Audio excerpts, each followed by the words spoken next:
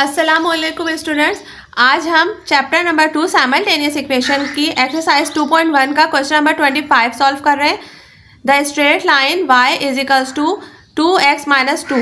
एक लाइन की इक्वेशन दी है जो कि इंटरसेक्ट द कर्व कट कर रही है, सही है, एक कर्व को x square minus y is equals to 25 को किस पॉइंट पे, a एंड b पॉइंट पे, ठीक है।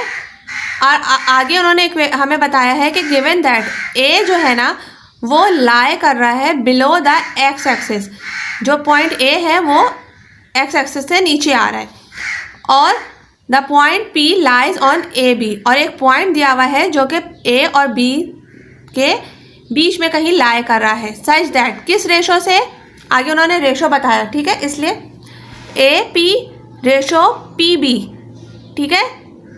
जो a का p तक का डिस्टेंस है वो 3 है, और जो p का b तक का डिस्टेंस है वो है 1, इसलिए इन्होंने 3:1 हमें बता दिया है। Find the coordinate of p। Question number 25, सही, इक्वेशन नंबर 1 हमने उतार ली, y is equals to 2x minus 2, equation number 1, और इक्वेशन नंबर 2 है x square minus y is equal 5। ये हो गई इक्वेशन नंबर 2, ठीक है। और रेशो हमें क्या दिया हुआ है, A P ratio P B is equals to 3:1। अब हमने इन दोनों इक्वेशंस को साइमल्टेनियसली पहले सॉल्व कर लेना है, ठीक है। यहाँ पे हमें y की वैल्यू मालूम है, ठीक है, हम इधर इक्वेशन नंबर 2 में सब्स्टिट्यूट करा देंगे। इक्वेशन नंबर 2 क्या है, एक्स स्क्वायर माइनस, अब जहाँ जहाँ y है वहाँ इसकी वैल्यू आ जाएगी ये वाली, 2x माइनस 2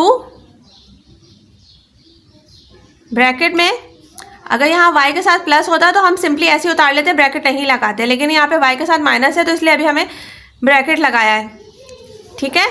अब ये माइनस जो है अंदर वाले सारे साइंस को चेंज कर देगा मल्टीप्लाई होने के बाद, तो ये बन गया माइनस 2x, ये minus minus plus 2 is equal to 5 लिखें, या 5 को इधर ले आए लेफ्ट साइड पे, अभी ले आए इसी स्टेप में, तो ये -5 इजिकल्स टू 0 हो जाएगा, ठीक है।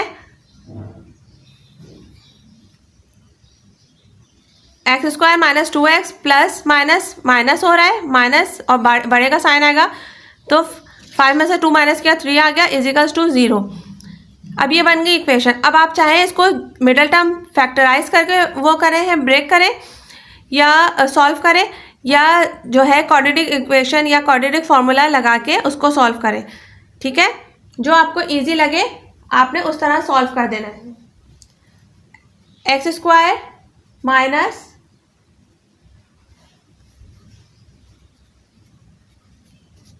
ठीक है, हम मिडल टर्म यूज़ कर रहे हैं, मिडल टर्म का जो प्रोसीजर है वो कर रहे हैं। देखिए प्लस माइनस माइनस, ठीक है, और जब 3 में से x माइनस करेंगे तो -2x आ जाएगा, और जब इन दोनों को मल्टीप्लाई करेंगे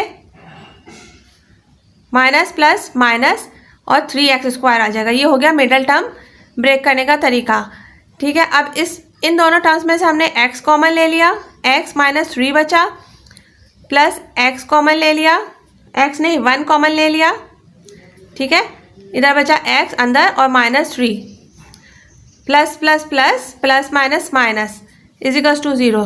हमारे दोनों ब्रैकेट सेम आ रहे हैं, इसकी ये इंडिकेशन है कि हमने मिडल टर्म सही से ब्रेक किया ऊपर।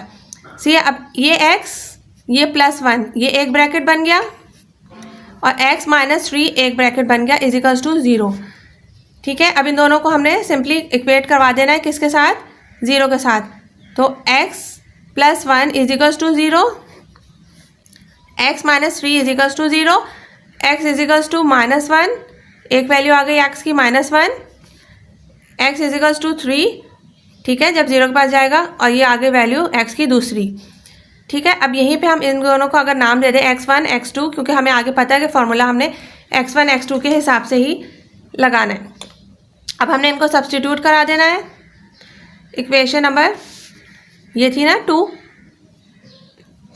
इसमें हमने सब्स्टिट्यूट कराई थी y की वैल्यू, अब हम इक्वेशन नंबर 1 में x की वैल्यू सब्स्टिट्यूट करा देंगे, y इजिकल्स टू -2x -2, ठीक है।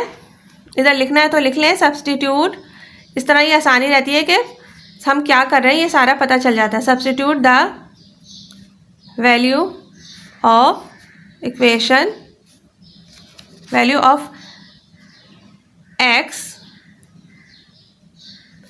In equation 1।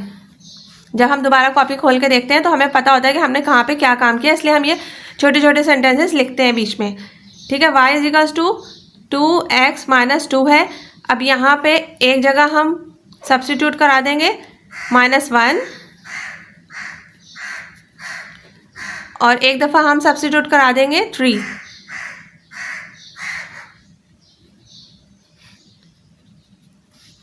अब इन दोनों को सिंपली सॉल्व कर लेंगे। y इज इक्वल्स टू, ये -2 बन जाएगा, -2 y इज इक्वल्स टू -4, एक वैल्यू आ गई